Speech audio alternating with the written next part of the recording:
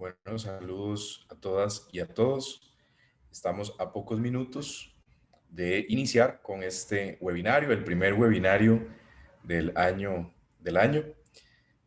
Nada más vamos a dar unos cuantos minutos porque estamos realizando la conexión con la página oficial de Colipro en Facebook. Entonces, mientras se realiza esa conexión, vamos a dar unos minutos.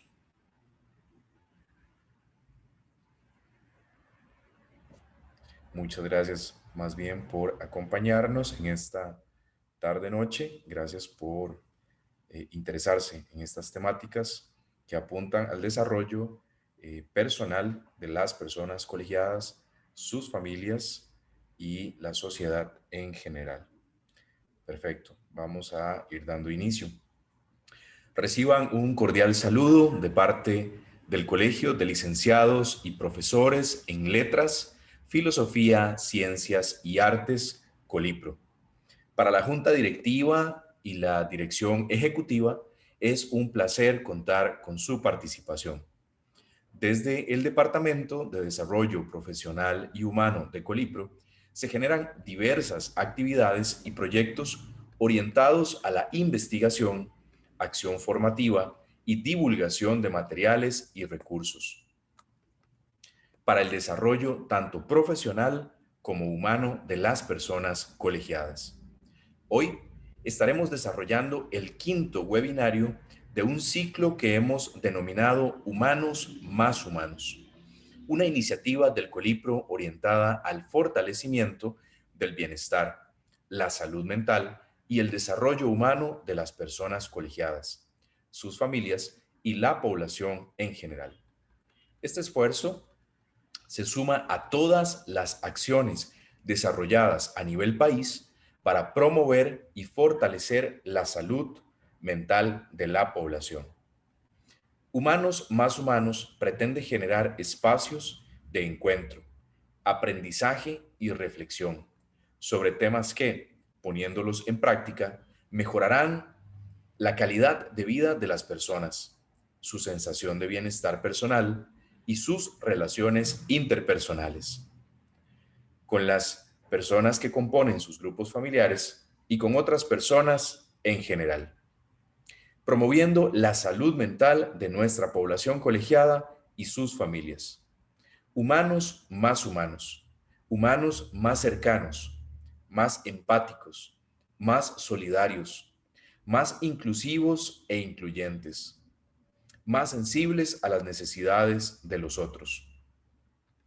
Hoy estaremos conversando con la persona facilitadora en relación con algunas nociones generales sobre el enojo como emoción humana, así como de algunas estrategias prácticas para aprender a regularlo. Por parte del Colipro les acompañamos la señora Rocío Ramírez, la señora Olga Ruiz, el señor Carlos Vargas, el señor Marcelo Prieto, quienes desempeñan distintos roles en la parte técnica. Les acompaña también Eduardo López Murillo, quien les habla. En la interpretación al ESCO nos acompaña la señora Magali Fernández Quesada. La dinámica a desarrollar se divide en dos partes. En la primera, tendremos un espacio de aproximadamente 50 minutos de exposición por parte de la persona especialista, durante el cual ustedes pueden también plantear preguntas por escrito, utilizando para ello exclusivamente el botón de preguntas y respuestas que pueden ver en la parte inferior de sus pantallas. Mis compañeros Rocío y Carlos estarán recibiendo esas consultas, las recolectarán y las agruparán. En la segunda parte se las plantearemos a la persona especialista para que nos comparta su criterio. Se responderán tantas preguntas como nos lo permita el tiempo programado. Este webinario está permitiendo la participación de personas colegiadas desde diferentes regiones del país. Esta es una de las grandes ventajas de la implementación de esta herramienta virtual, logrando así mayor cobertura a nivel nacional. Para el desarrollo de la temática está con nosotros el señor Óscar Valverde Cerros, quien es licenciado en psicología por la Universidad de Costa Rica. Es máster en psicología grupal por la Universidad para la Cooperación Internacional. Es docente universitario, investigador y consultor con más de 20 años de experiencia profesional. Bienvenidas y bienvenidos todos. Don Oscar, bienvenido. Adelante, por favor. Muchas gracias, Eduardo. Gracias a Colipro por permitirme tener este privilegio de compartir en este espacio, pues que tiene la orientación de la que yo creería es la mayor aspiración de todos nosotros y nosotras.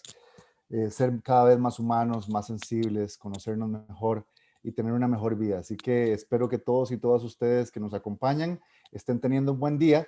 Y quisiera contarles que, bueno, hoy vamos a tratar un tema que es fundamental para la vida, para la salud mental y para la interacción y las buenas relaciones que tenemos con las demás personas. Vamos a hablar del enojo, una emoción humana que sin duda podemos gestionar y que precisamente la idea es poder compartir con ustedes algunas estrategias prácticas para poder manejarlo, para poder gestionarlo. Pero antes, y de hecho la presentación que voy a compartir con ustedes, busca primero entender muy bien los procesos vinculados que son de carácter fisiológico, cognitivo, conductual de las emociones humanas, particularizando el tema del enojo, poder revisar también las construcciones socioculturales que de alguna forma hacen que nosotros vivamos o experienciemos el enojo de una forma particular o las emociones, y luego poder pasar a algunas recomendaciones o pautas generales prácticas que nos permitan gestionarlo, pero además que nos permitan también trabajar con niños, niñas y adolescentes que de alguna forma están bajo nuestra responsabilidad o cuidado para poder también ayudarles a ellos y a ellas a aprender a gestionar una emoción humana que a todos nos toca. Así que voy a permitirme compartir con ustedes la presentación que he preparado con tal de poder compartir con ustedes algunas nociones teóricas, conceptuales, pero también prácticas. Así que, bueno, lo primero que quisiera contarles es, para que todos y todas nos entendamos, es poder hablar de las emociones y cuáles son los procesos que están vinculados en ellas. Porque normalmente todos hablamos de las emociones como tal, pero realmente no sabemos cuántas cosas están vinculadas. Somos seres integrales y desde esa perspectiva, tanto hay aspectos orgánicos, fisiológicos, incluso endocrinos, que están vinculadas a las emociones, como hay aspectos de carácter cognitivo, es decir, nuestras ideas, hay aspectos comportamentales también, ¿verdad? Que están vinculados en esto las emociones. Entonces, que el enojo es una emoción y tenemos que entender claramente que es una emoción. La emoción, que de hecho su raíz etimológica viene de moverse hacia, es decir, moverse hacia algún lugar, vean que hace referencia a cómo respondemos a una situación, ¿verdad? Pero de alguna manera está vinculado a una reacción subjetiva de cada persona, ¿ok? Al ambiente. Es decir, de alguna manera nuestra emoción emerge a partir de lo que estamos viviendo en el afuera, en el entorno, en el afuera. Y esta reacción tiene una serie de vinculaciones que están orientadas, digamos, a aspectos de adaptación y respuesta, incluso del propio organismo. Es decir, la emoción la percibimos en primera instancia por cambios orgánicos, fisiológicos, endocrinos, que además vienen de origen innato. Esto es muy interesante porque probablemente tendríamos que decir que una de las cosas que nos vincula con los animales es precisamente la emoción, solo que la forma en cómo la vivimos, la forma en cómo la entendemos y la forma en cómo la gestionamos, eso sí nos diferencia del resto de los animales. ¿Qué es lo que sucede? Igual que en los animales, cuando el cerebro detecta un estímulo que es emocionalmente significativo, por ejemplo, una amenaza, inmediatamente pone en marcha una respuesta emocional, ¿ok? Esta respuesta emocional se da a través de sustancias orgánicas, que son neuropéptidos, ¿ok? Que entran al torrente sanguíneo y empiezan a activar una serie de respuestas fisiológicas que están asociadas a la emoción. Ahora vamos a ver con más detalle esto, pero sí es muy importante que entendamos que el primer mecanismo que se activa frente a una emoción es la respuesta fisiológica. Y es muy importante decir que esa respuesta fisiológica se desata en el momento en que detectamos un estímulo que llamamos emocionalmente significativo. Aquí empezamos a trabajar ya con la cognición, que vamos a entender más adelante, porque la forma en cómo percibamos los estímulos del ambiente van a determinar también las emociones que se generan. Y esa es la clave de cómo podemos gestionar muchas de nuestras emociones y particularmente el enojo. Entonces, es muy interesante decir que la emoción incluso se desata previo al procesamiento del córtex cerebral. Recuerden que en el córtex cerebral están todas nuestras funciones ejecutivas. ¿Cuáles son esas funciones? Bueno, el razonamiento, la planificación, digamos, el pensamiento crítico, ¿verdad? La valoración de si esto podría ser o cuál es la mejor solución. Entonces, antes de que se active la capacidad cerebral para procesar información y pensar, razonar y definir y tomar una decisión, antes de eso se activa la emoción. Entonces, no necesariamente nuestras emociones son conscientes y racionales. Cuando nosotros no logramos vincular, estructurar, digamos, rápidamente una vinculación entre el cerebro emocional, que ahora vamos a explicar qué es esto del cerebro emocional, con la parte más ejecutiva del cerebro, es cuando se da una cosa que llamaba Goleman, que es uno de los grandes teóricos de la inteligencia emocional, le llama el secuestro emocional, ¿verdad? Es como si el cerebro y la parte más ejecutiva y más racional que tenemos es secuestrada por el cerebro emocional. Esto del cerebro emocional es una dimensión del cerebro que ahora vamos a estudiar un poquito, que tiene que ver con una de las partes más antiguas del cerebro, ¿verdad? Y que por eso, de alguna forma, también es más primaria. Entonces, las emociones son estados afectivos que experimentamos, ¿verdad? La experiencia es muy importante entre la emoción porque, tal como les decía ahora, el cómo percibimos el estímulo que desata la emoción, de alguna forma tiene que ver con nuestra historia y con nuestro aprendizaje. Entonces, la experiencia de la emoción tiene que ver con la experiencia de la vida, ¿ok? Entonces, efectivamente, la emoción es un estado que sobreviene súbita, bruscamente. A veces puede ser en forma de crisis, ¿ok? A veces puede ser más o menos violenta o puede ser más o menos pasajera. A veces definitivamente sufrimos el secuestro emocional del cual hablamos y a veces no, ¿verdad? Sin embargo, lo que quiero plantearles de una vez, porque esto nos va a ayudar hacia el final a entender cómo podemos gestionar el tema del enojo, es que conforme avanzamos en nuestro aprendizaje, en nuestro autoconocimiento, lo que necesitamos es empezar a trabajar sobre cómo interpretamos los estímulos del ambiente que de alguna forma desatan nuestras emociones, ¿verdad? Entonces, la emoción de alguna forma incluye una percepción de una situación específica o de un objeto, la apreciación de su atracción o repulsión, es decir, cómo la visualizamos y esa situación o ese objeto lo visualizamos como algo amenazante, algo temible o por el contrario, algo que nos agrada, y también a partir de ahí una conducta que puede ser de acercamiento, si, obviamente si es algo que nos agrada, o de aversión si es algo que nos hace sentir amenazados. En este sentido, las emociones no son malas. En primer lugar, son naturales. En segundo lugar, no las podemos evitar. Las emociones simplemente se dan. Y en tercer lugar, las emociones tienen una función adaptativa. ¿Por qué? Porque de alguna forma nos alertan frente a situaciones que podrían requerir, digamos, una conducta rápida de evitación, puede ser de huida, puede ser de cualquier otro tipo, que de alguna forma asegura nuestra sobrevivencia o nuestro bienestar.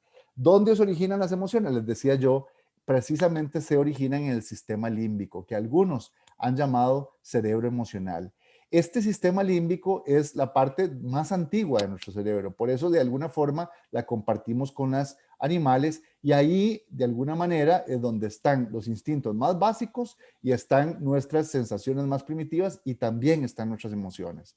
Y de hecho, esto es muy importante decirlo porque en realidad, de alguna manera, esto explica por qué la emoción es tan primaria. La emoción no es algo que uno pueda simplemente reprimir. Lo que uno reprime es la expresión, pero la emoción está ahí, siempre va a estar ahí y la vamos a sentir. Lo que necesitamos aprender es cómo gestionar esa emoción y cómo expresarla. ¿Ok?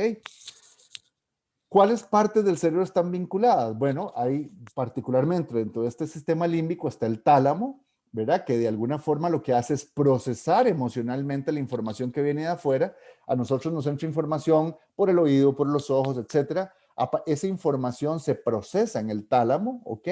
Y a partir de lo que el tálamo procese, decide si activa una respuesta, digamos, emocional. Hay una estimulación emocional que de alguna forma responde, le dice al hipotálamo, que es la partecita que está más abajo del tálamo, aquí la podemos observar de frente, el tálamo es este y los puntitos estos de abajo se llaman hipotálamo, es el responsable del control de la expresión fisiológica de la emoción. Y de alguna forma el hipotálamo está vinculado al sistema endocrino y por tanto eso hace que se liberen una serie de sustancias desde las glándulas que hay digamos, en nuestro sistema nervioso central y en general en nuestro cuerpo, ¿ok? La amígdala es una de las partes más importantes dentro de este sistema límbico, porque de alguna forma en la amígdala está la memoria emocional y el aprendizaje emocional. Entonces, de alguna forma, la amígdala nos coloca en una situación de avance porque nos ayuda a buscar estrategias para solventar situaciones que están vinculadas al estrés, al miedo o al peligro. Es decir, nos ayuda a responder automáticamente frente a una situación de riesgo o una situación amenazante. Pero también la amígdala, por el aprendizaje que tiene, por el aprendizaje emocional, a veces hace que emerjan nuestros miedos más profundos. Es decir, en situaciones similares de una experiencia anterior en la que hemos vivido algo que ha sido muy impactante para nosotros, incluso traumático, la amígdala podría desencadenar una respuesta que no corresponde a la situación actual, sino que corresponde a una situación pasada, ¿ok? Pero efectivamente la amígdala nos ayuda a regular esas sensaciones y nos protege frente a algunos peligros, ¿verdad? En el sentido del control. Ahora, ¿cómo se origina la emoción? Para que nos quede claro, tenemos una información sensorial que puede llegar por cualquier canal de recepción de los estímulos del entorno. Eso entra a los centros emocionales del cerebro, fundamentalmente, ya dijimos, al tálamo, hipotálamo y la amígdala, y a partir de ahí se produce una respuesta, primero, neurofisiológica. Hay un acontecimiento, se valora el acontecimiento, es decir, esto realmente es una cosa que me pone en peligro o no, por poner un ejemplo, y a partir de ahí se genera, lo primero, una respuesta de carácter neurofisiológica, luego comportamental, luego cognitiva, y luego eso nos lleva a decidir cómo actuar. Esto puede suceder en segundos, en minutos o en más tiempo. Y esto también lo vamos a hablar más al final, porque el tiempo tiene que ver con la gestión de las emociones y particularmente del enojo. Las funciones de las emociones son varias. En primer lugar, dijimos que eran adaptativas, ¿verdad? Porque nos permite ajustarnos a situaciones nuevas, condiciones del entorno, ¿ok? Y nos prepara para la acción, dependiendo de lo que el entorno nos esté solicitando o nos esté requiriendo. Tiene una función social también, porque de alguna forma nos ayuda a comunicar y expresar lo que estamos viviendo o sintiendo, ¿ok? Nos ayuda a expresar de repente que esta situación que estamos viviendo no nos hace sentir muy cómodos, pero también nos ayuda a influenciar en otros, es decir, poder a través de las emociones, entendiendo bien las emociones, poder lograr una comunicación con el otro para que el otro se mueva en una u otra dirección o para que nos entienda, ¿ok? De alguna forma eso también lo vamos a hablar porque eso es parte importante de la gestión de emociones y de la comunicación y expresión de emociones. Y motivacional porque también nos ayuda a orientar y direccionar nuestra conducta o incluso a potenciar ciertas conductas. Entonces vean que las emociones, decíamos, primero son naturales e inevitables y segundo son adaptativas. Y dentro de la adaptación hay una serie de funciones, además sociales y motivacionales, que son importantes. ¿Cuáles son las emociones? En realidad existen muchos teóricos y teóricas que plantean distintas, digamos, conceptualizaciones de emociones. Hay unos que dicen que son 4 básicas, otros que 5, otros que 6, pero en general, podríamos hablar de 6 emociones básicas, que son miedo, ira o enojo, que es lo que estamos viendo hoy, tristeza, asco, felicidad y sorpresa. A partir de esas emociones básicas, igual podemos encontrarnos muchos teóricos que hablan de cómo se construyen estas emociones básicas y se transforman en emociones secundarias, pero cada emoción básica podría transformarse en varias emociones secundarias que no son tan primarias, porque ya ahí aparecen elementos vinculados a decisiones, a razonamientos, ¿verdad? Que ya no es solamente el cerebro emocional, sino más bien incluso el cerebro ejecutivo, ¿ok? Entonces, dentro de las emociones secundarias podríamos encontrar la hostilidad. Digamos, el enojo puede emerger como una emoción básica y a partir del enojo se puede derivar una emoción secundaria que es ser hostil con otra persona, ¿verdad? Ya Ahí esa hostilidad no pasa por una emoción básica, sino que ya se transformó en algo que va más adelante. Y luego tenemos las emociones sociales aprendidas, ¿verdad? Que tiene que ver con, por ejemplo, cosas mucho más complejas como la vergüenza, el orgullo, la arrogancia, la envidia, la culpa, o por ejemplo, el odio, digamos. Una cosa es tener enojo, que una situación le haga a uno emerger el enojo. Otra situación es que a partir de eso yo sea hostil con una persona o con una situación, y a partir de eso es diferente a que yo le tenga odio, ¿verdad? Entonces vean cómo a partir de las emociones básicas se pueden derivar otro montón de emociones secundarias o sociales o aprendidas que de alguna forma van a interferir positiva o negativamente en nuestras relaciones sociales.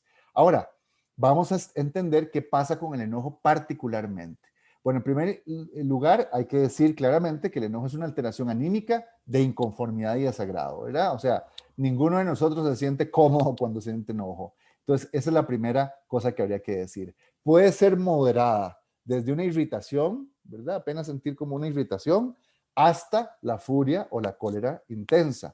Que digamos ya la furia y la cólera intensa, estamos hablando más desde el secuestro emocional absoluto, ¿verdad? Que incluso ni siquiera piensan adecuadamente cómo responder o qué es lo que están haciendo, ¿verdad?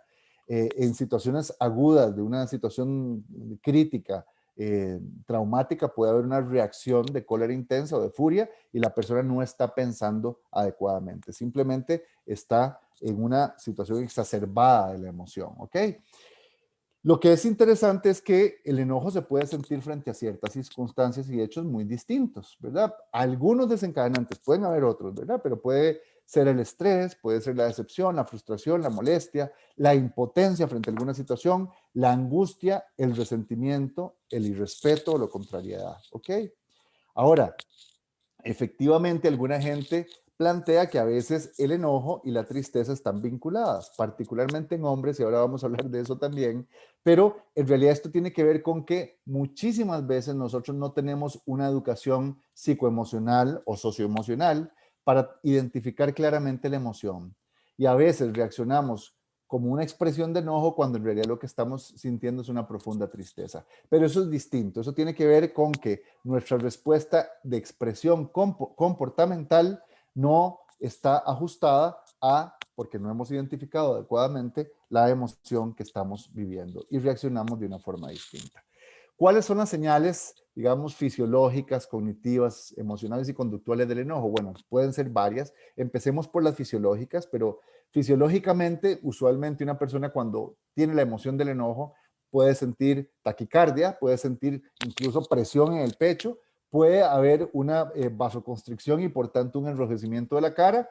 Generalmente hay una tensión muscular corporal muy fuerte, puede haber sequedad en la boca, puede haber temblores, ¿verdad? O sea, pueden haber varias. Incluso estas señales fisiológicas podrían ser compartidas con otro tipo de emociones, pero eso es lo que se vive, lo que se experimenta cuando generalmente una persona tiene enojo, ¿ok? En términos de señales emocionales, bueno, ahí pueden haber muchas sensaciones vinculadas al enojo. Puede haber una sensación de abandono, una sensación de temor, una sensación de culpabilidad, y eso tiene que ver con la socialización de las emociones, de la cual vamos a hablar ahora. Podríamos sentir impaciencia o inseguridad o celos. Todos son, digamos, de alguna forma emociones más de tipo secundaria o social que están vinculadas a la sensación del enojo y son señales emocionales. En términos de señales cognitivas, lo que podemos pensar es que las ideas que hay en torno a la situación que nos está provocando el enojo es fundamentalmente, tiene un tono y un contenido o muy crítico o muy hostil, ¿verdad? Es como el lenguaje interno, es decir, es lo que estamos pensando mientras estamos expuestos al estímulo que desata en nosotros el enojo. Y las señales conductuales, que es lo que usualmente vemos, claramente es que la persona, por ejemplo, aprieta los puños o empieza a caminar como impaciente, ¿verdad? Reiteradamente en un lugar, puede tirar cosas, cerrar puertas con fuerza, puede hablar más duro, puede gritar, puede manifestar una cara, con la cara rigidez, ¿verdad? O sea, son todas señales conductuales que nos permiten entender que una persona está enojada o entender que yo estoy enojado. ¿Por qué es muy importante reconocer estas señales? Porque en la medida en que yo entienda, reconozca, identifique a tiempo cuál es la emoción que está detrás de todo lo que estoy viviendo, en ese momento yo puedo gestionar de mejor forma la emoción que estoy viviendo. Y si es enojo, puedo también tomar decisiones que me ayuden a regular este enojo, ¿ok? Ahora, es importante decir que no toda es orgánico y fisiológico. Tal como yo les decía, en realidad toda emoción es mediada por la cultura, porque, voy a poner un ejemplo, en nuestra cultura probablemente, y no sé, las serpientes nos generan un pavor horroroso. En otras culturas que crecen con serpientes ahí nomás, de repente ven una serpiente y más bien les genera atracción. Entonces, toda emoción de alguna forma está mediada por la cultura, por las instituciones que socializaron nuestra emoción o ¿verdad? Nuestra psique, nuestra salud mental, por contextos situacionales específicos que estamos viviendo o por la interacción entre las personas, digamos, en donde se gesta la situación que nos genera una emoción, ¿verdad? En realidad, todos los espacios de socialización de alguna forma nos enseñan cosas sobre cómo reaccionar o qué emociones se desatan frente a determinados estímulos y peor aún, o mejor aún, dependiendo de cuál es la línea de socialización, cómo reaccionar frente a esas emociones. ¿Ok? Esto es muy, muy importante.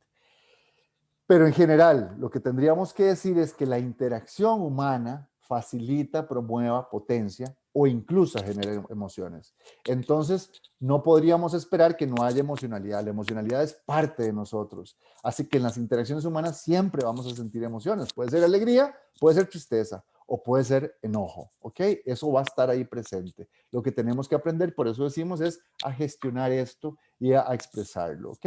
Entonces, aunque fisiológicamente, y ahora yo les decía que las señales fisiológicas pueden ser compartidas incluso con otras emociones, en realidad, y pueden ser similares, ¿verdad? Son los acontecimientos que las detonan, la vivencia que tenemos de esos acontecimientos y la gestión, lo que va a variar en cada persona. Y esa variación va a depender de mi historia personal, de mi historia biográfica, de mi historia de vínculos, es decir, las experiencias que he tenido yo vinculándome con otros, las experiencias de socialización y de alguna forma estas experiencias, por ejemplo, pueden variar en razón del género, es decir, de si soy hombre y soy mujer. Esto solo para que entendamos que hay formas distintas de enfrentar, digamos, la emoción.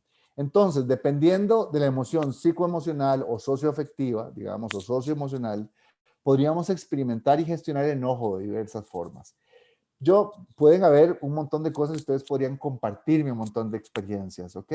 Pero yo voy a plantear algunas cositas que yo he podido ver en mi consulta. De repente la gente, todos nos sentimos culpables por lo que sentimos. Es decir, eh, podríamos sentirnos más o incluso enojarnos con nosotros mismos por el enojo. Yo puedo sentirme enojado y sentirme enojado conmigo por enojarme. Y eso tiene que ver con socialización, ¿verdad? Porque ya dijimos que el enojo es natural, la emoción es natural. Entonces yo no puedo sentir mal porque me siento enojado. Eso es la culpa por lo que sentimos, es una cosa que se socializa. Es decir, es algo que aprendemos. Aprendimos que enojarnos está mal y por tanto cuando sentimos enojo nos sentimos mal. O aprendimos porque nos enseñaron que no podemos o no debemos sentirnos tristes por nada. Entonces cuando nos sentimos tristes, y a veces podría ser con mucha razón, incluso también el enojo, nos sentimos mal por sentirnos tristes, lo cual nos coloca en una situación peor. Entonces vean que la culpa por lo que sentimos es una cosa social, aprendida, cultural. La otra es reprimir las expresiones del enojo. Cuando el enojo, digamos, tiene un valor negativo en la cultura, ¿verdad? Porque nos asusta, digamos, por ejemplo, lo que piensen de nosotros, porque está mal que una persona se enoje, cuando nos asusta por perder afectos, porque en la vida nuestra vincular, de relaciones que hemos tenido, de alguna manera el enojo era una forma de decir ya no lo quiero más porque está enojado, digamos. En ese sentido, cada vez que sentimos enojo podríamos sentir miedo a perder afecto o a crear conflictos. Hay personas que se han, digamos, han crecido en espacios, digamos, familiares en los que el conflicto se evita, no se gestiona, se evita o se suprime o se reprime. Y en ese sentido hay personas que crecen huyéndole al conflicto. Entonces, de alguna forma, sentir enojo podría ser la sensación de yo voy a crear un conflicto aquí, entonces prefiero reprimir la expresión del enojo, ¿verdad?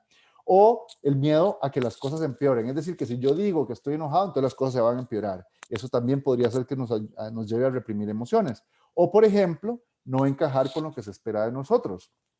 Por ejemplo, sentir que la gente tiene expectativas de que uno es un ser de luz y de paz y que no debería enojarse, ¿verdad? Entonces, todas estas cosas que son puros aprendizajes socioculturales pueden llevarnos a reprimir las expresiones del enojo.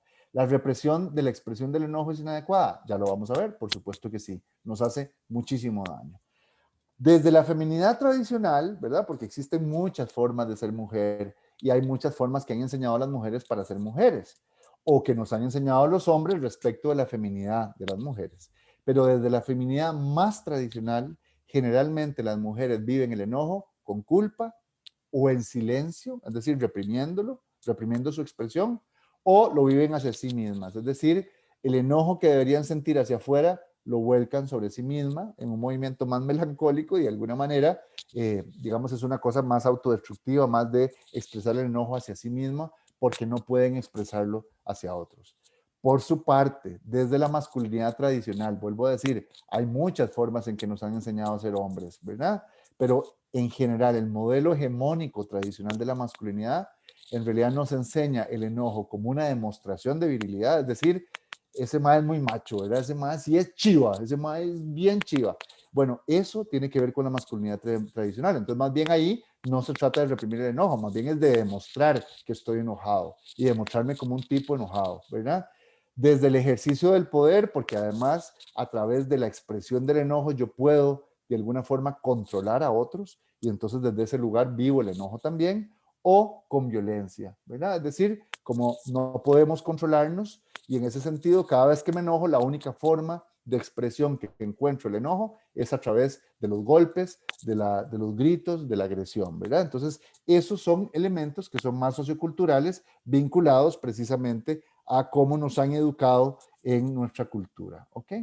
Ahora, efectivamente tenemos que revisar cómo es que cada uno de nosotros, la primera cosa que tenemos que hacer para poder regular, gestionar nuestro enojo es darnos cuenta cómo es que nosotros estamos manifestando el enojo, ¿ok? Cómo estamos expresándolo, cómo estamos gerenciándolo o gestionándolo.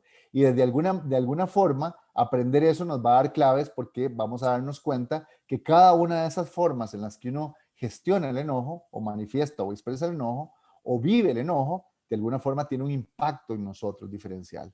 Vamos a encontrarnos tres formas básicas. El enojo suprimido, que básicamente es de alguna forma sentir el enojo, rumiar, ¿verdad? Sobre lo que me provocó el enojo. De alguna forma internamente yo puedo sobreanalizar, insultar la situación o la persona que está ahí, pero no puedo expresar abiertamente nada sobre mi enojo, ¿verdad? Es como una implosión, es decir, una explosión hacia adentro, ¿ok? Y esto ocasiona serios daños a la salud. Pueden ser daños cardiovasculares, gastrointestinales, inmunitarios, pueden ser depresivos o ansiosos, ¿ok? Es decir, esta supresión del enojo o de la expresión del enojo, de alguna forma va a tener un impacto en nuestro cuerpo y también en nuestra salud mental, ¿ok? Luego está la otra versión, que es la opuesta, digamos, la contracara, el enojo explosivo, ¿ok? Que esa es explotar, ¿verdad? Hacia afuera, con insultos, gritos o incluso agresiones físicas. Obviamente, este tipo de enojo, digamos, explosivo es tremendamente perjudicial para las relaciones, genera gran malestar y conflictos frecuentes hacia las demás personas.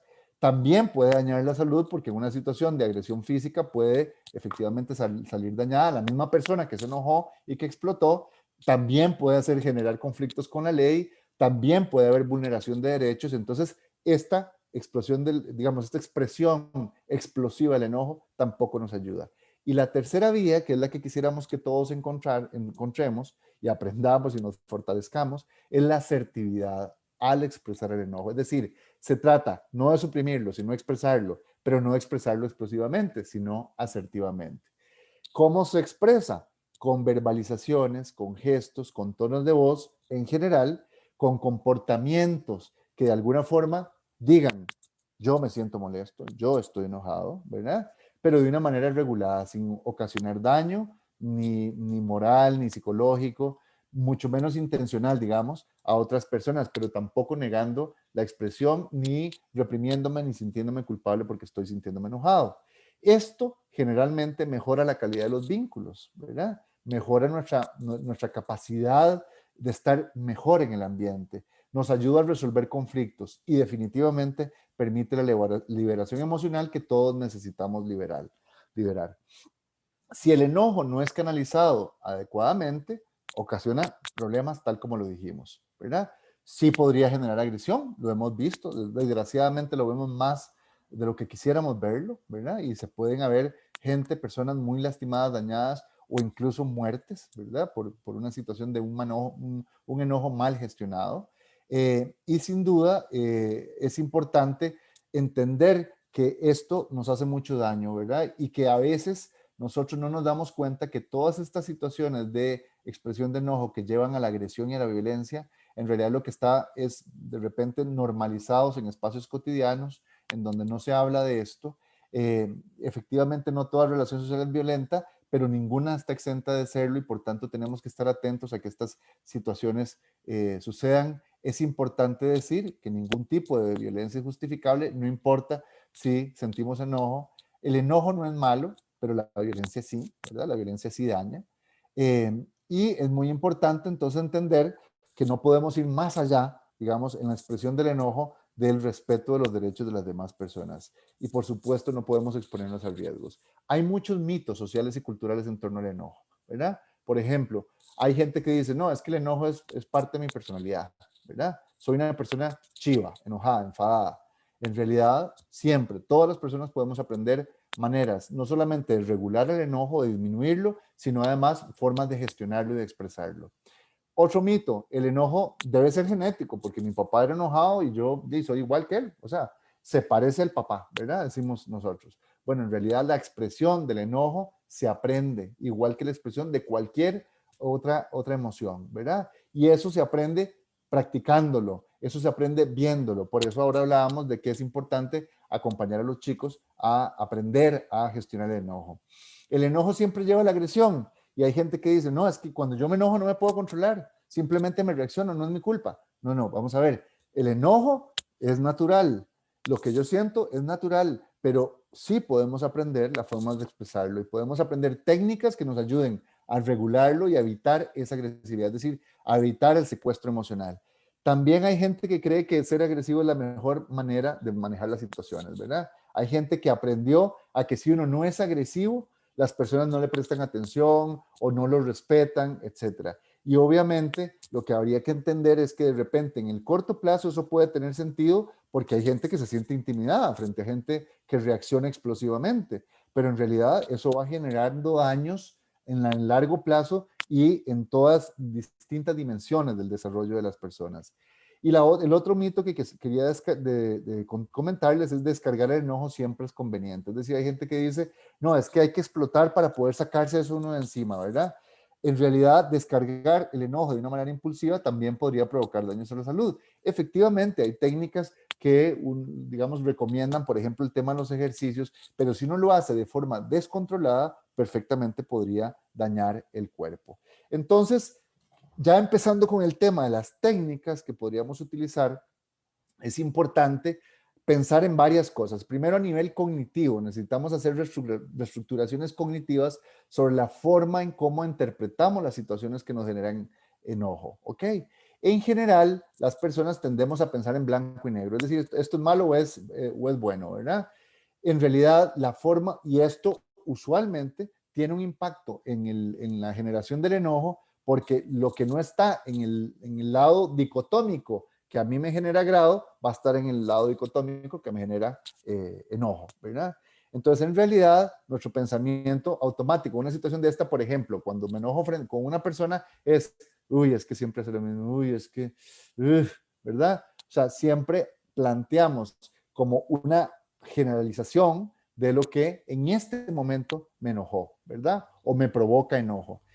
Un pensamiento alternativo que tiene que ver con dejar de pensar de esas formas absolutas y dicotómicas, es decir, bueno, la verdad es que hoy pasó esto, pero no siempre pasa. Hay otros días en que no pasa. Por ejemplo, bueno, ahí pongo un ejemplo del ámbito laboral, pero podría ser en la familia, ¿verdad? De repente uno se enoja con un hijo o una hija y uno dice, es que siempre dejar los platos sucios. Y el chiquillo de repente responde y dice, no siempre, ¿verdad? Bueno, porque uno tiende como a ver dicotómicamente y no ve los matices y eso me genera enojo. Entonces, modificar ese pensamiento dicotómico empieza a ayudarnos a interpretar las situaciones de una manera que no necesariamente hagan que emerge el enojo.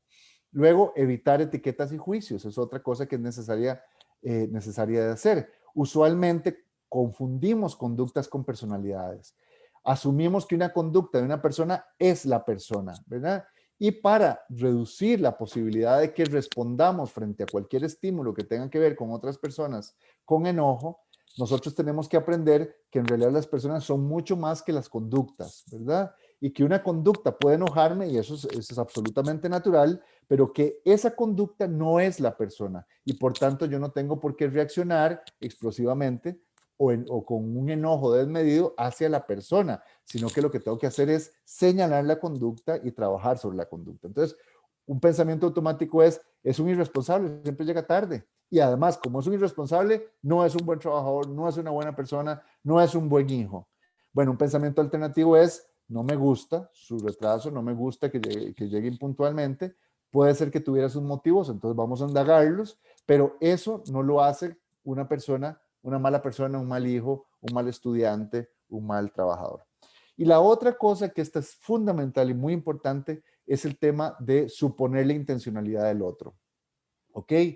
Que usualmente las personas que menos logran controlar su enojo con otras personas tienden a pensar siempre que la situación o el comportamiento de la otra persona que generó su enojo es un comportamiento intencionado. Es decir, que eso que está haciendo lo está haciendo a propósito para joderme, para lastimarme, para hacerme sentir mal, para hacerme sentir molesto. ¿Ok? Entonces, y eso obviamente va a ser, porque lo colocamos como un estímulo de amenaza, va a hacer que nos haga sentir mal, ¿verdad? Entonces tenemos que pensar alternativamente. Bueno, no, en realidad no está llegando tarde, ¿verdad? Porque sea una cosa personal o porque quiera lastimarme. En realidad pudo haber sido por otra cosa. Podría ser porque se atrasó, porque efectivamente se conectó con los chiquillos, los amigos o lo que sea, ¿verdad? Y se le olvidó el reloj, lo que sea. Podemos poner límites, particularmente con los hijos, pero en la medida en que entendamos que esto no está direccionado a nosotros, a lastimarnos, en esa medida vamos a regular un poquito los enojos. En realidad, el tema del control de emociones tiene que ver con la inteligencia emocional. Y todas las habilidades sociales para la vida están vinculadas con emociones. Yo no me voy a detener en esto porque quiero llegar a plantear que parte de la inteligencia emocional tiene que ver con el autoconocimiento emocional, porque en la medida en que conozcamos nuestras emociones, las situaciones que generan nuestras emociones, podemos también entender la forma en cómo, digamos, nosotros podemos empezar a reducir la carga de percepción que una situación genera para que me genere enojo y también puedo encontrar formas mejores de gestionar y de expresar. Aquí la propuesta no es reprimir las emociones, tampoco se trata de reprimir el enojo. Ya les decía que eso puede tener un impacto en el organismo incluso, ¿verdad? Sino que en realidad una de las cosas que tenemos que desarrollar con mucho compromiso es una habilidad vital, que es el arte de calmarme a mí mismo, ¿verdad? De regularme. De hecho, yo recuerdo hace muchos años, escuché una charla de un colega, Restrepo, apellido Restrepo, colombiano, que hablaba de la educación en la ternura y que él ponía el ejemplo y él decía que cuando las personas, los bebés, lloran y lloran y lloran y los papás no saben qué es lo que tiene, como que hay una cosa automática de que los papás alzan al bebé y empiezan a cantar una canción, ¿verdad? Todos lo hemos hecho, probablemente los que tenemos hijos o los que hemos tenido contacto con bebés. Y él decía, y lo que los adultos creemos es que esa canción está dirigida a los bebés para calmarlos, pero en realidad esa canción está dirigida a nosotros mismos, porque somos nosotros mismos los que tenemos que calmarnos. Y eso es muy interesante porque realmente, efectivamente, el bebé está llorando por las razones que sean y ese es un estímulo que genera en nosotros impotencia. Puede generar frustración y eso podría generar enojo. Y de hecho hay muchos papás que reaccionan con enojo y agreden a los hijos cuando están llorando. Bueno, entonces tenemos que aprender esa habilidad de autocalmarnos porque es una habilidad vital para no hacernos daño y no hacer daño a otros, ¿ok? Entonces, lo que es importante entender es que esto lo podemos aprender y que la modificación de la respuesta, de la expresión, de la gestión emocional es un fruto fundamentalmente de la práctica y la ejercitación. No es algo ni para lo que nacemos aprendidos, es algo que aprendemos y como ya vimos, a veces lo aprendemos mal y pues entonces tenemos que desaprender y volver a aprender. Y esto es lo importante, ¿ok?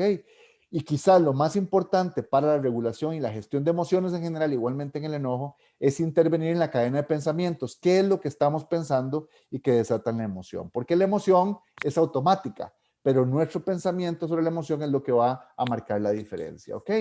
¿Qué podemos hacer? Pautas generales. Primero, tomar conciencia de nuestras emociones, saber qué sentimos, cómo lo sentimos, en qué situaciones sentimos, qué sentimos.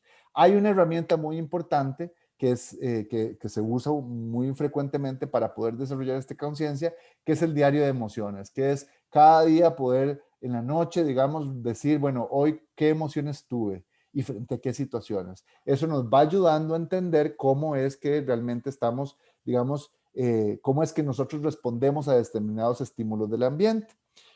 La autoaceptación, es decir, entender que esas situaciones me generan esto, es parte de la regulación emocional. Ok, entonces aquí no se trata, y cuando digo autoaceptarnos, no significa que digamos, como dije ahora, yo soy así, ¿verdad? No, no, no. Autoaceptarnos significa yo siento enojo con estas situaciones. Entonces yo acepto que siento enojo, pero por supuesto que lo que tengo que hacer es empezar a trabajar sobre por qué siento enojo con esto, ¿verdad? Y ahí pasa por empezar a poner foco en pensamientos positivos y gestionar los negativos, es decir, ¿qué es lo que me genera esto? ¿Qué situaciones negativas están vinculadas? ¿Cómo hago para trabajar en ello y cómo voy generando pensamientos positivos hacia adelante para poder expresar y gestionar la emoción que se genera frente a determinadas situaciones? Desarrollar una actitud positiva en general frente a la vida, frente a las personas, frente a mí mismo y que sea empática, es decir, digamos, en muchas situaciones, incluso una persona podría estar enojada. En general, hay una cosa muy usual, cuando alguien se enoja y se expresa explosivamente frente a nosotros, usualmente lo que va a, digamos, automáticamente va a generar enojo en nosotros. Eso está claro, ¿verdad? Porque representa una amenaza, porque puede estar irrespetándome, porque puede estar diciendo cosas que me hacen sentir ofendido. Dos personas enojadas entran en un proceso autocatalítico de enojo, enojo, enojo, hasta que puede llegar la violencia. Entonces, la diferencia la hace que la persona que está trabajando sobre la gestión de emociones, que se conoce, que, ¿verdad? Que está pudiendo tratar de generar una lógica distinta en la gestión de emociones, pueda ser empático y pueda entender que esa persona está enojada porque algo pasó, algo le hizo sentir. Hay una historia detrás de eso que de alguna manera está haciéndola sentir enojo. Y con solo que uno cambie de posición y uno diga, claro, puedo entender que estés enojado, podríamos conversarlo y ya solo puedo entender que hace que la persona inmediatamente vaya para abajo. ¿Por qué? Porque hay una empatía, hay una comprensión, hay una validación de la emoción, del sentimiento que tiene la otra persona y abre la posibilidad del diálogo y la resolución alternativa. Entonces, aprender a escuchar, analizar, filtrar y crecer con las críticas también es una forma de crecer y de gestionar el enojo. ¿Por qué? Porque muchísimas de las cosas que nos enojan es lo que las personas nos dicen y a veces nos dicen cosas que podrían no ser ciertas o podrían ser ciertas y simplemente generan el enojo porque nos sentimos amenazados. Pero si aprendemos a escuchar sin reaccionar, a analizar lo que nos dijeron, a filtrar lo que nos sirve y lo que no nos sirve y a entender que de repente eso nos puede ayudar a crecer, también nos va a ayudar a mejorar la gestión del enojo. Practicar la escucha activa, escuchar, preguntar por lo que me está diciendo para poder entender y priorizar el diálogo siempre en el enojo, frente al enojo, es otra forma de gestionar el enojo. Desarrollar una comunicación asertiva, ¿verdad? Y eso tiene que ver con poder hablar en primera persona, decir lo que siento sin ofender, respetuosamente, entendiendo que no estoy culpando al otro, no estoy juzgando al otro, estoy diciendo lo que yo sentí, frente a qué circunstancias lo sentí, qué es lo que desearía, manifestando expectativas con claridad, pero respetuosamente. Eso también ayuda de alguna forma a reducir las formas en que expresamos el enojo inadecuadamente. Una cosa que es fundamental es retirarse a tiempo y tomar distancia para valorar la situación. Aquello de cuente hasta 10, hasta 100 o hasta 1000 es sabiduría popular. Y esto se los voy a explicar neurológicamente. El cerebro tiene conexiones entre la amígdala y la corteza cerebral. Esas conexiones requieren tiempo. Cuando la amígdala hay digamos, una emoción que está muy, muy fuerte, digamos, se produce un secuestro emocional y no da tiempo que la conexión entre, digamos, ese cerebro reptiliano, como le llaman algunos, y el cerebro ejecutivo se conecten. Y eso hace que hagamos cosas que no queremos hacer.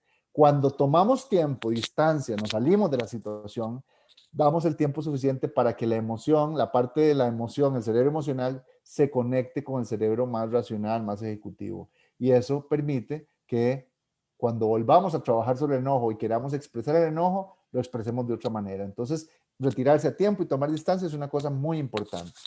Por supuesto que es importante enfocarse en las soluciones, no en la emoción. Es decir, la emoción nos dice, estoy enojado. Yo puedo expresar la emoción, pero lo que importa es cómo esa situación la resolvemos para no volver a enojarme. Entonces, esto es muy importante, enfocarme en la solución, desarrollar automotivación y ser optimista frente a mi crecimiento y también al que los otros participen en esta solución alternativa. También, si mantenemos bajos niveles de estrés, vamos a tener menos posibilidades de que haya secuestros emocionales. Entonces, mantener liberadas todas las emociones y tensiones, como actividades lúdicas, creativas, deportivas, eso nos ayuda a tener una regulación emocional muy buena. Y practicar actividades orientadas a ampliar la conciencia y la presencia, la meditación, el mindfulness, incluso para quienes son religiosos, de repente la oración, ¿verdad? Son cosas que le ayudan a uno a tomar conciencia y presencia de lo que estamos sintiendo, lo que estamos viviendo, a meditar lo que estamos planteando, ¿verdad? Ahora sí, desde la perspectiva del enojo, es importante siempre analizar alternativas para resolver o enfrentar las situaciones que nos enojan, ¿verdad? Más que enfocarnos en aquello que nos molesta y nos ocasiona el enojo, es decir, ¿cómo podemos resolver eso? ¿Cómo podríamos pedir o plantear que cambie la situación para no sentir enojo? ¿Cómo puedo expresar el enojo, pero en la lógica de buscar soluciones? Evitar actuar de manera impulsiva. Por eso les decía, tomar distancia, retirarnos si nos sentimos muy enojados. Cuando nosotros nos sentimos muy enojados, lo sabemos, lo sentimos. En ese momento, lo mejor que podemos hacer es decir, estoy muy enojado, no quiero hablar de esto, voy a retirarme, no puedo hablar así. Eso sí, lo importante es después volver con esa misma persona, ya cuando estemos calmados, para hablar, contarle por qué me enojé y contarle lo que estoy sintiendo y contarle lo que yo creo que podríamos hacer para resolver la situación. Eso es muy importante. Siempre cuando hagamos esa comunicación, tratemos de usar declaraciones en primera persona. Uno no empieza diciendo, es que me enojé porque vos tal cosa, porque vos allá. No. Uno tiene que decir, en realidad estoy molesto porque yo me sentí así con esta situación. Cuando dijiste esto, yo me conecté con una situación que me pasó en mi familia, tararara. La verdad es que estoy un poco cansado, tenso, y cuando dijiste eso me salí, pero siempre es en yo, porque aquí no se trata de juzgar a otros, sino empezar por mí mismo y luego invitar al otro a que haga su propio análisis para resolver el conflicto juntos. Es importante usar el humor libera siempre tensiones frente a situaciones que nos enojan mucho, pero evitando el sarcasmo, porque el sarcasmo puede ser ofensivo para algunas personas. Y la práctica de técnicas de relajación son muy importantes, como la respiración profunda, la relajación muscular, la visualización de una escena. Más si estamos muy enojados, podemos practicar estos elementos y nos van a ayudar a permitir que se conecte el cerebro emocional con el cerebro más ejecutivo. Finalmente, ¿esto lo podemos enseñar a los niños y las niñas? Sí. Recuerden que dijimos al inicio que la educación psicoemocional o socioemocional de alguna forma va a determinar lo que nos hace reaccionar con una emoción determinada frente a un estímulo determinado, y no solamente lo que nos hace reaccionar, sino cómo reaccionamos y cómo lo expresamos. Eso lo aprendemos nosotros en la historia de la vida. Por tanto, los patrones de crianza, el tipo de relaciones y vínculos que establecemos, la forma en cómo nosotros adultos expresamos las emociones, no las reprimimos. Digamos, en una familia en que siempre se reprima la emoción, los niños van a aprender a reprimir emociones. En una familia en donde explotamos siempre, los niños van a aprender que esa es la forma de expresar el enojo. Entonces, los espacios donde podamos modelar la gestión de emociones, dándole un lugar a las emociones, esto es lo primero, ¿verdad? Necesitamos darle un lugar, decir, la emoción no es mala, dar un lugar para la expresión de las emociones, ¿verdad? Eso también es muy importante. Y luego, modelar cómo yo expreso de forma respetuosa, de forma, digamos, en primera persona y de forma tal que voy orientado a la búsqueda de soluciones, eso es parte de la socialización, de lo que llamaríamos la educación psicoemocional o socioemocional o socioafectiva, ¿verdad? Entonces, esto es parte de lo que vamos haciendo. Obviamente, los niños y las niñas, entre más pequeños, tienen menos habilidades para la autorregulación y para la expresión asertiva del enojo. Entonces, podemos modelarle, podemos validar su emoción, pero podemos decirle, mira, entiendo que estés enojado, pero no es forma gritando, ¿verdad? O no es forma reventando una puerta. Es preferible, si estás enojado, sí, que te retires o que me lo digas. Yo no tengo ningún problema con que me digas que estás enojado, pero no tires puertas, ¿verdad? Si lo decimos gritado, ya estamos socializando de forma distinta. Si lo decimos calmados, no además diciéndole, usted es un malcriado, sino diciéndole, no se deben tirar puertas, estoy señalando la conducta, no la persona, ¿verdad? Entonces, esto es muy, muy importante. Igual podemos hacer ejercicios con los niños o niñas. El diario, el registro personal de sentimientos y emociones. En Internet hay un montón de recursos sobre caritas, sobre formas de que la gente, los chicos y las chicas puedan interpretar las emociones. Incluso hay, digamos, para chicos incluso más grandes, por ejemplo, esta película de Pixar buenísima que se llama Intensamente, nos ayuda y les ayuda a los chicos a entender cómo funcionan las emociones. El tema es que podamos hablar de esto y hablamos con los chicos como algo que es absolutamente natural, pero que requiere de una forma de gestión adecuada, ¿ok?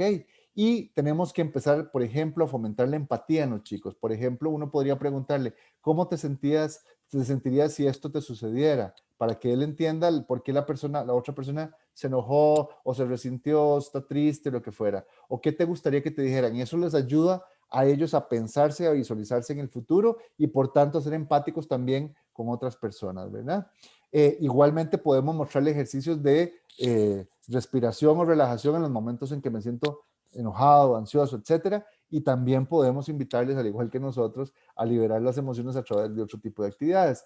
Hay metáforas, digamos, para los niños más pequeños que podrían utilizarse, como por ejemplo el semáforo, ¿verdad? Las emociones, que les ayuda a entender, bueno, cuando está en luz verde, ¿cómo te sentís, verdad? Ok, ¿dónde estás? ¿En luz verde o en luz amarilla o en luz roja? ¿Qué quiere decir? Que si me siento bien, no estoy enojado, no sé qué, estoy en luz verde, eso no hay ningún problema. Pero si estoy en luz amarilla porque ya me estoy sintiendo como incómodo, entonces tenemos que pensar soluciones o consecuencias. Y cuando está en luz roja, ya porque estoy salido, que la emoción me está sobrepasando, estoy secuestrado emocionalmente, entonces es el momento de estar, de tomar un alto, de tranquilizarme, de retirarme, ¿verdad? Para poder darme tiempo para pensar antes de actuar. Y esos son semáforos o a través de las caritas que podríamos utilizar. Entonces, eso es importante. Y ahora sí, finalmente, todos y todas podemos desarrollar la habilidad y la capacidad para gestionar emociones, pero a veces no lo logramos.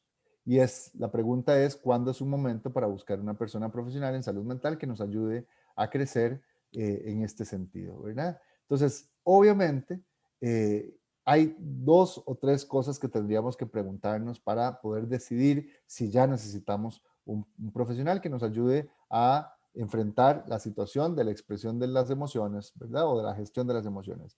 Primero, la intensidad, es decir, lo sentimos con mucha intensidad. Es decir, las reacciones que tenemos son más intensas, mucho más, digamos, graves que lo que está pasando realmente. Cuando nosotros pensamos que eso está pasando, bueno, pareciera ser que ahí hay un problema. Es decir, la intensidad no está asociada a la situación que está sucediendo, ¿verdad? Si el enojo o la ira es abrumadora, obviamente, frente a situaciones que no necesariamente lo meritan, ahí ya hay una situación complicada que podríamos revisar. La otra es la frecuencia. Bueno, si todos los días estoy enojado, si me enojo todos los días y varias veces al día, bueno, pareciera, y hay gente que dice, pasa enojado permanentemente. Bueno, ahí pareciera ser que hay algo que deberíamos trabajar, revisar y para eso necesitamos a alguien desde afuera, un interlocutor, un acompañante psicoterapéutico que nos ayude a eso.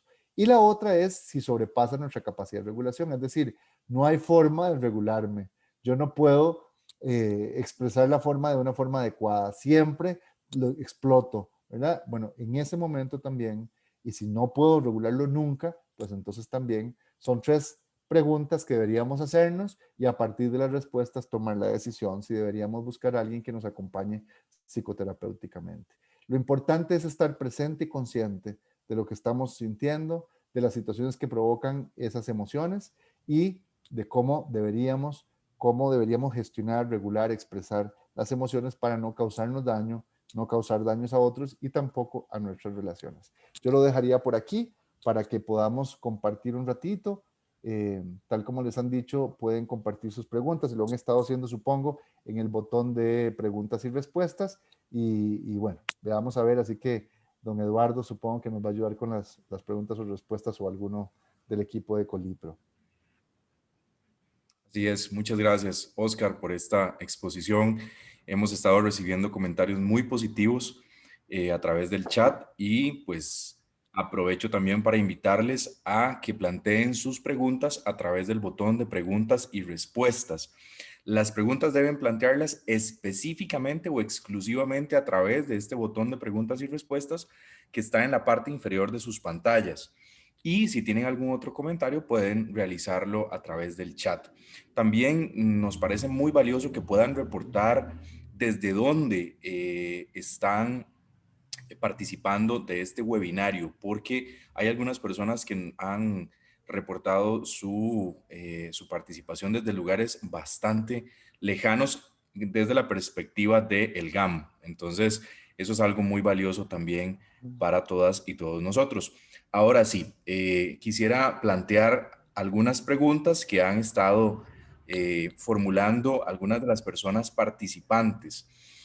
Eh, Don Oscar, ¿qué hacer cuando nos enfrentamos ante el enojo o ante alguna conducta producida por el enojo de alguna otra persona? Ya usted nos ha estado hablando acerca de algunas pautas, pero tal vez si pudiéramos, si usted pudiera concretar o puntualizar en 3 o 4 pautas que todas las personas pudiéramos considerar a la hora de enfrentarnos ante el enojo de otra persona, eso sería muy importante.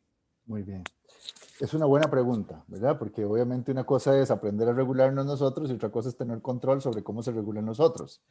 Pero efectivamente existen varias cosas que habría que hacer. Bueno, en primer lugar, habría que analizar rápidamente cuál es el tipo, digamos, de manifestación del enojo del otro, ¿verdad? Nos pone en riesgo. Si nos pone en riesgo, tenemos que tomar una medida de huida, ¿verdad? Eso, y lo digo así porque efectivamente en algunos casos la reacción al enojo es absolutamente disruptiva, intensa y además sorpresiva, ¿verdad? Si conocemos personas que funcionan así, ya de por sí ya sabemos cómo podrían reaccionar y la verdad, particularmente, y esto lo estoy señalando, si sabemos de personas que son violentas y agresivas físicamente y se enojan, lo mejor es tomar previsiones para nuestra seguridad personal. Pero entonces uno puede valorar si es una persona que de repente no conocemos, no es alguien, o sí conocemos, pero nunca se ha reaccionado con un enojo desmedido. Lo primero que hacemos es valorar, ¿verdad? Si la forma de enojo que él está expresando es algo que nos pone en riesgo, ¿verdad? Eso es lo primero, porque todos necesitamos estar seguros. Segundo, no colocarnos al mismo nivel que la otra persona. Es decir, si yo reacciono con enojo frente al enojo, la cosa puede terminar muy mal, ¿verdad? Entonces, ya yo les decía, hay una cosa que se llama, digamos, en el análisis conductual, digamos, de las expresiones o de los comportamientos, hay una cosa que se llama los procesos autocatalíticos, es decir, uno empieza en un nivel y el otro trata de superarlo y el otro sube entonces más. Bueno, entonces eso suele suceder. Yo empiezo a gritar porque me enojé y entonces el otro que se siente ofendido me grita más duro. Entonces yo me siento como me está gritando más duro que yo ya meto pecho y ahí vamos y de repente terminamos dándonos golpes, ¿verdad? Esos procesos autocatalíticos se tienen que revertir. ¿Cómo? No poniéndome el nivel ni pretender superar la expresión agresiva del enojo. Y eso efectivamente uno podría plantear, tranquilícese, usamos un tono de voz más plano, más conciliador y decir, puedo entender que estés enojado, eso es una cosa de validación del sentimiento del otro que podría reducir las posibilidades de que el otro siga creciendo en el enojo. Podría entender que estés enojado, tranquilízate, no es necesario, podemos sentarnos a hablar y eso ayuda a que la otra persona, primero nos hace ganar tiempo, segundo, no estamos introduciendo más estímulos que lo hagan crecer en enojo, ¿verdad? Y eso empieza más bien como que el proceso autocatalítico empieza a ir hacia abajo, una espiral descendente. Ok, igual uno podría también decirle, mira, puedo entender que estés muy enojado. ¿Te parece que tomemos un tiempo para que respires y todo y después conversamos sin ningún problema? ¿Ok? Eso es otra forma. Entonces vean que estamos hablando de, uno, no ir en la misma línea hacia arriba de expresión de enojo. Dos, ser empático, es decir, manifestar claramente y validar el sentimiento del otro. Puede ser que no estemos de acuerdo, pero en ese momento uno podría decir, claro, veo que estás enojado, puedo entender que estés enojado. Aunque efectivamente la situación no tiene ningún sentido y podemos después analizarla, en ese momento de enojo esa persona no está escuchándonos. Y cuando nosotros validamos el enojo del otro, entonces el otro dice, ah, ok, ¿verdad? El otro no es una amenaza, no es un enemigo, por tanto no tengo que actuar con hostilidad, ¿ok? Y luego plantear siempre la posibilidad de la ruptura. Es decir, estás muy enojado, mira, hagamos un trato, tomémonos un tiempito, démonos un espacio, respira, etcétera, y luego conversamos de esto, no hay ningún problema, esto lo vamos a resolver. Y también plantear en la perspectiva nunca de juzgar, decir, no, usted es un malcriado, ¿verdad? Generalmente tendríamos a hacer una cosa así. Lo que podríamos decir es, mire, podemos resolver esto, en este momento no podemos conversar así, entonces si le parece, dejemos un momentito esto aquí, respiremos un poco y luego venimos y conversamos y encontramos una solución. Pero esas son algunas pautas que nos podrían ayudar. Siempre que de primera entrada no sintamos que la situación puede salirse de control y puede ponernos en riesgo de amenaza física, ¿verdad? Eso sí es muy importante. Hay momentos en los que uno tiene que poner límites, ¿verdad? Es decir, si ya una cosa es muy ofensiva, a pesar de que uno toma estas técnicas y la persona sigue ofendiéndome, incluso empieza a amenazar, uno dice, no, disculpe, yo no puedo conversar así, voy a retirarme. Y uno se retira, ¿verdad? Para poner también un límite en términos del respeto a la dignidad, a la integridad de nosotros, etcétera. Gracias. Eh, las personas profesionales en educación se enfrentan a situaciones bastante complejas en la cotidianidad porque deben interactuar con personas estudiantes muy diversas, muy diferentes y con padres de familia. Don Oscar, yo quiero plantearle dos situaciones que nos planteó una persona colegiada. La primera la voy a plantear y luego me gustaría que usted haga una réplica y luego le voy a plantear la otra. La primera tiene que ver con la interacción docente-estudiante. Y quiero tal vez leerla casi que literal. Dice, quiero plantear una situación que me sucedió en una clase a distancia sobre arte moderno. Una estudiante de 10º año, sin ningún motivo, de pronto, en voz baja, dijo, voy a decirlo como lo pone la profesora para no modificarlo. Perdónenme si hay alguien que le molesta el improperio que voy a decir. Abro comillas, profe Iliana, pura mierda, cierro comillas. Yo seguí mi clase, dice la colega, y al final, ya más tranquila, les hablé sobre la situación y lo malo de aprovecharse del anonimato de los sistemas virtuales. La pregunta es, ¿actué de forma correcta o debí interrumpir en el momento y hacer una intervención? ¿Cuál sería su percepción, su perspectiva? Ok, muy bien, no, Ileana, Ileana creo que se llama. Me parece que actuó bien. Vamos a ver, ¿qué es lo que hubiera sucedido si usted reacciona inmediatamente? Lo que pasa es que eso significa que usted interpretaría que esa persona lo que está haciendo es, digamos, que tiene el valor suficiente para denigrarla a usted, que está haciendo algo intencionadamente para dañarla a usted, y esa es la percepción que usted tiene de la situación. Por supuesto que ahí debe haber una mala intención, no entendemos, ni usted ni yo, no sé si ya usted lo tiene claro, qué es lo que hay detrás de eso, pero eso no tiene que ver con usted, tiene que ver con la persona que dijo el improperio. Y eso es lo que tenemos que aprender a entender. ¿Se acuerdan cuando estaba hablando de la intencionalidad? Si nosotros suponemos siempre que las personas hacen lo que hacen, aunque vaya orientado a supuestamente dañarnos, porque efectivamente quieren dañarnos, siempre vamos a reaccionar muy mal. Recuerden, y esto sí es importante entenderlo, que quienes son docentes, quienes son padres o madres de familia, quienes somos terapeutas, digamos, quienes ejercemos algún rol de autoridad, representamos algo para la persona, no necesariamente Oscar Valverde o Ileana o Eduardo López. No somos las personas las que representamos algo para esas personas, somos el rol que jugamos. Entonces sí, efectivamente, el rol de autoridad puede representar para algunos estudiantes algo que los hace sentir hostiles o que los hace ser hostiles o que los hace ser, no sé, indiferentes, pero no somos nosotros, no somos las personas, no es algo personal, es lo que yo represento para ese estudiante. Entonces, en ese momento, por alguna razón, que obviamente yo no sé, el rol que estaba jugando Iliana para esa estudiante representó algo que además ni siquiera lo está expresando tan bien, porque ¿eso qué significa? Significa que no le gusta la clase, significa que, ¿verdad? Si hubiera reaccionado desde el enojo, lo que está diciendo, lo que está haciendo es demostrando que eso le afectó, ¿verdad? Por supuesto que seguramente le afectó, pero ahí está la regulación emocional. Cuando usted abre el espacio al final para hablar del comportamiento, incluso hubiéramos podido decir, yo quisiera saber cuál es la razón del improperio. ¿Eso qué significa? Si me quieren evaluar y decirme que es que tengo que mejorar mis clases, entonces, bueno, podemos hablarlo y sin duda los voy a escuchar.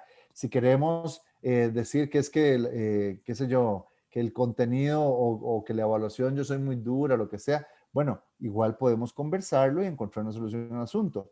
Pero cuando dicen una cosa así, en realidad no me permiten entender qué es lo que tengo que mejorar, por ejemplo. Y en ese momento lo que estoy haciendo es abriendo un espacio para que esa persona también logre entender, bueno, si es posible, a veces no, pero que por lo menos reflexione adentro y diga, ¿y por qué le dije esto?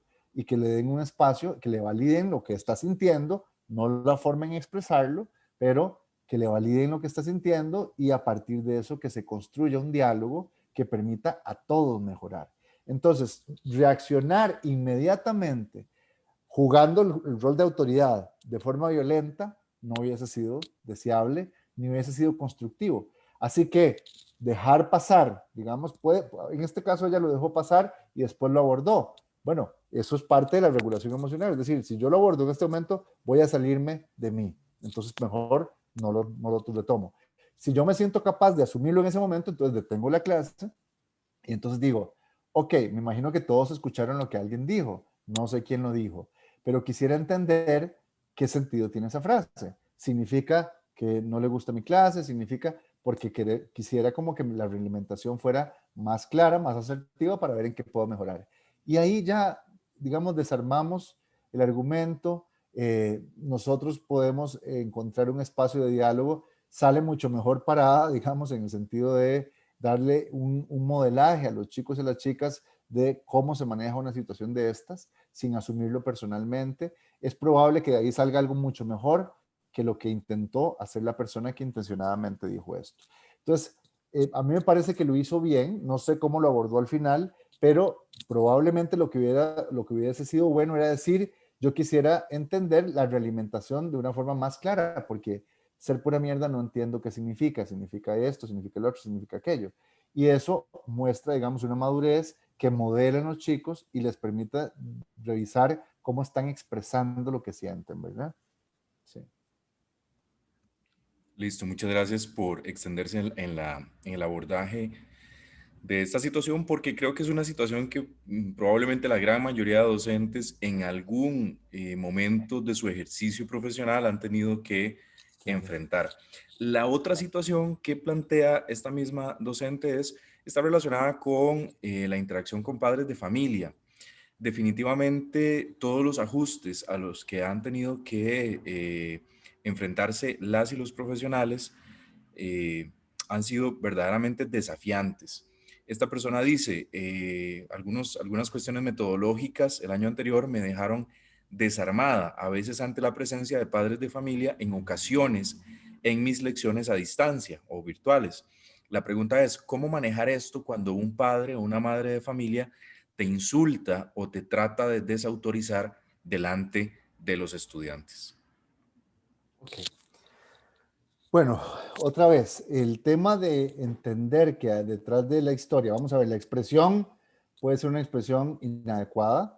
Uno tiene que tomar algunas decisiones en algunos momentos de cuál es el límite que no va a permitir que transgreda a nadie, ¿verdad?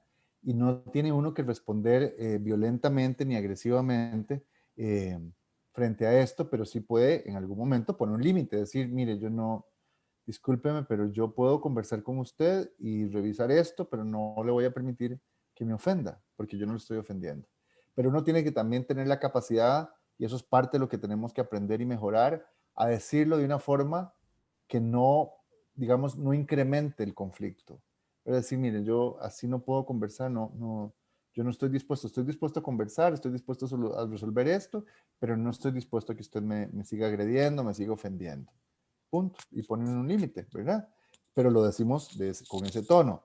Ahora, en primera instancia siempre es bueno intentar entender que detrás de ese comportamiento hay algo, ¿verdad? Obviamente. Ese algo es algo que uno puede explorar diciendo, mire, puedo entender que esté enojado, no entiendo muy bien por qué, si usted me lo explica podríamos tratar de resolverlo juntos, ¿verdad?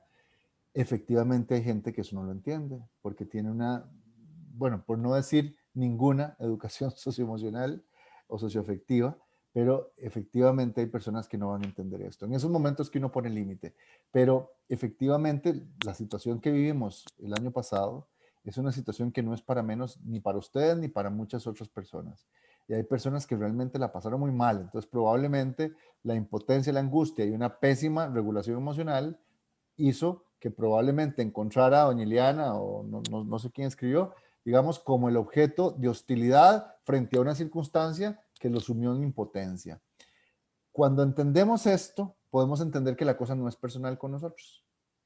Y eso nos permite, digamos, como responder de una forma más calmada, que nos afecte menos lo que están haciendo con nosotros, porque a veces sí, claro que una ofensa, un insulto nos puede afectar muchísimo, más si toca fibras sensibles de nosotros, pero entender que eso que está haciendo, en realidad lo está haciendo contra mí, pero no es contra mí, es contra lo que yo represento, el Ministerio de Educación Pública, la institucionalidad, el gobierno, no sé, es contra todo eso, ¿verdad? Y de repente, yo condensé como representante de la institución, etcétera, todo lo que quisieran agredir o lo que les genere angustia e impotencia.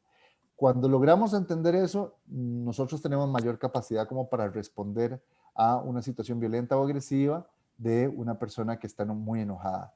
Y eso nos permite también hablar más calmados, también decirle, claro, puedo entender que esté enojado, si usted gusta lo hablamos, en este momento creo que está muy enfadado y no vamos a poder lograr conversar y discutir y resolver esto.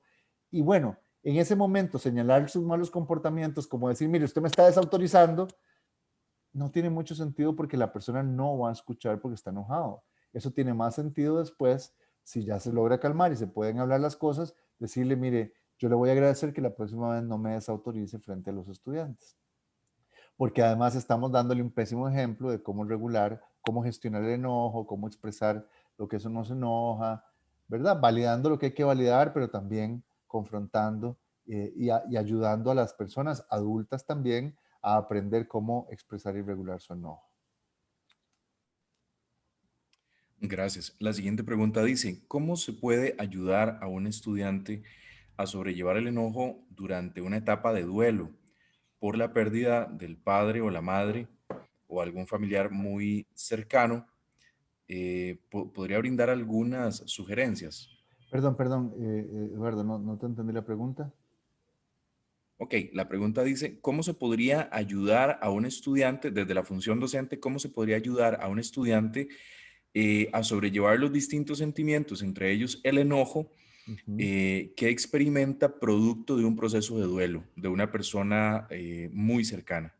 Ok, perfecto. Bueno, obviamente ahí, primero, hay que hacerlo sentir que está bien y seguro, que está acompañado. Es importante hacerles entender y sentir y que perciban, digamos, que nosotros estamos empáticamente con ellos, ¿verdad? O sea, que entendemos lo que están viviendo, lo duro que está viviendo, pero tenemos que ir trabajando en avanzar hacia que él o ella puedan identificar lo que están viviendo y que de repente no es el enojo, sino que tiene que ver con la tristeza, ¿verdad?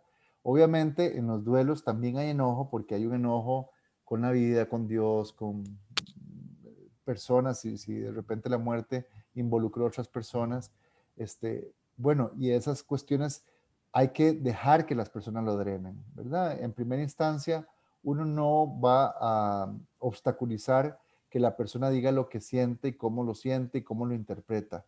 Pero la forma en cómo nosotros primero nos ganamos su confianza porque sienten que nosotros estamos ahí acompañándoles es precisamente lo que nos abre la puerta para empezar a permitirle que reestructure cognitivamente la evaluación de la situación. Entonces, que pueda entender de que, vamos a ver, de la muerte no tuvo culpa tal persona, o bueno, puede ser que sí, de repente dependiendo de la circunstancia, pero que de repente no hubo una intención. Voy a poner un ejemplo, digamos, eh, que el hermano murió porque alguien lo atropelló. Bueno, probablemente puede haber un enojo muy grande con el conductor, ¿verdad? Y eso puede entenderse y uno puede validar eso, pero de repente conforme uno lo va acompañando y más si uno se ganó esa, digamos, esa conexión emocional, uno puede ir ayudándolo a entender que esa persona no era su intención matarlo. Pudo haber cometido un acto de irresponsabilidad, pudo haber sido simplemente un accidente, no sé, pero no hubo una mala intención. ¿Para qué? Para que el enojo no se pase al odio, por ejemplo, o al rencor, que esas son, decíamos, digamos, la derivación de las emociones hacia las secundarias o hacia las sociales. Entonces, aquí lo importante, lo más importante es que sientan una vinculación y una cosa, un vínculo empático muy fuerte, que sientan que hay una compañía real, que se sientan validados en primera instancia por lo que están sintiendo, pero que precisamente esa cercanía afectiva que logremos con ese estudiante o ese estudiante nos permita ayudarle a ir comprendiendo y revisando sus primeras percepciones, ¿verdad? Porque recuerden que la emoción tiene que ver además con la percepción de la situación. Entonces, obviamente, la muerte a todos nos duele, pero cuando nos enojamos, cuando percibimos que hay una fuerza superior humana que intencionadamente me quiso hacer daño llevándose de mi lado a mi mamá, a mi hermano, a mi hermana, a mi papá, no sé, ¿verdad? Eso es lo que podemos hacer. Igualmente, si la persona no evoluciona en el duelo, pues obviamente lo mejor es referirlo a alguien que lo acompañe psicoterapéuticamente. Gracias. La siguiente pregunta dice, a mi hijo, es una situación referida al contexto familiar. Dice, a mi hijo le cuesta verbalizar y asumir su enojo. Él es una persona muy violenta. Creo que lo produce su frustración. Yo soy muy pasiva, es una persona, una mujer, una señora colegiada. Yo soy muy pasiva y trato de estar tranquila frente a él, pero siempre termino con enojo interno. ¿Cómo podría manejar este enojo interno que yo experimento? Ok, estar pasiva, calmada a la hora de enfrentar a alguien que se enoja permanentemente y que no comunica o no expresa de la forma más adecuada o asertiva su propio enojo o su propia frustración, no significa no expresar mi enojo, ¿ok? Ok, eso es importante. Más si es una cosa reiterada, particularmente, y decíamos ahora, ¿verdad? Vean que de alguna forma este ejemplo nos lo refuerza. Recuerden que particularmente las mujeres pasan por esta situación, esta sensación como eh, mi hijo, mi esposo, mi hermano, mi papá, se enojan muchísimo y la verdad es que yo prefiero estar pasiva. ¿Por qué? Porque tengo miedo de lo que pueda pasar, tengo miedo de que me pueda agredir, tengo miedo al conflicto o porque se supone que yo no debería enojarme. En realidad, uno puede sentirse muy enojado porque el otro lo ofenda a uno. El tema es cómo aprendemos a expresar eso también. O sea, suprimir y reprimir lo que yo estoy sintiendo tampoco está ayudando a la educación psicoemocional o socioemocional de su hijo. Entonces ahí lo que es importante es, sí, muy bien mantenerse calmada, muy bien, digamos, a asumir una posición, yo no diría pasiva, por llamarlo así, no necesariamente es pasiva, es pacífica, digamos, pero no está muy bien que usted se reprime el enojo. ¿Cómo se puede hacer? Decirle, mira, o sea, yo puedo entender que estés enojado, puedo entender que estés frustrado, pero vieras que a mí también me enoja que vos me trates de esta manera. Y te voy a agradecer que no lo sigas haciendo. ¿Ok? ¿Cómo te puedo ayudar para resolver esta situación? Podemos hablarlo. Si querés hablarme de cómo te sentís, podemos hacerlo, pero no me sigas agrediendo porque vieras que me enoja y me entristece, ¿verdad? O sea, poder expresar eso significa no suprimir el enojo, no se trata de eso, se trata de saber expresarlo y en esa medida también empezamos a modelar, ¿ok? A veces son procesos largos, no es fácil, a veces hay que tener mucha persistencia Y vuelvo a decir, si uno se hace esas tres preguntas, incluso con los hijos, es muy frecuente, es muy intenso a pesar de la situación, ¿verdad? Y además pareciera que no logre controlarlo, yo creo que podríamos plantearle al hijo o la hija, mira, vos no quisieras efectivamente poder conversar, quizás conmigo no puedes hacerlo, pero con un profesional que te puede ayudar a entender lo que está pasando, a encontrar alternativas de solución. Bueno, de repente también esas preguntas no son solo para nosotros, también son para las personas que están bajo nuestro cuidado o responsabilidad. Gracias. Oscar, hay un par de preguntas referentes a quién es la persona profesional capacitada para brindar acompañamiento en el abordaje del enojo. Y la otra pregunta tiene que ver con si existen medicamentos que puedan ayudar en este proceso. Ok, vamos a ver. La primera tiene que ver con profesionales. En realidad, digamos, la educación, digamos, la comprensión de las emociones y la vinculación con la historia vincular, emocional, eso es algo para lo cual estamos entrenados los psicólogos y las psicólogas. Y en ese sentido, digamos, el poder ayudarle a una persona a tomar conciencia sobre sus emociones y a poder mirar en su historia cómo es que esas emociones están vinculadas a distintas situaciones que quedaron ahí en su memoria emocional o en su aprendizaje emocional y cómo poder, digamos, desatar esos nudos para poder además aprender, digamos, habilidades que les permitan gestionar el enojo. Yo me atrevería a decir que para casos que requieren un profesional debería ser con un profesional en psicología. Ahora, los psiquiatras y psiquiatras tienen alguna relación con esto y pueden apoyar, por supuesto, pero eso generalmente se da en casos en donde la impulsividad, que de alguna manera se manifiesta en una expresión de enojo muy excesiva o exacerbada, está vinculada a temas orgánicos, ¿ok? Entonces sí, efectivamente, si a pesar del acompañamiento psicoterapéutico, a pesar del desarrollo, el aprendizaje o la práctica de técnicas vinculadas a la gestión adecuada de emociones o de la expresión asertiva de las emociones, no están colaborando y la cosa es una cosa ya muy impulsiva que está vinculada a temas más de carácter orgánico, pues obviamente será un psiquiatra que medique, probablemente. Ahora, ¿va a medicar para el enojo? No, no es para el enojo exactamente, digamos.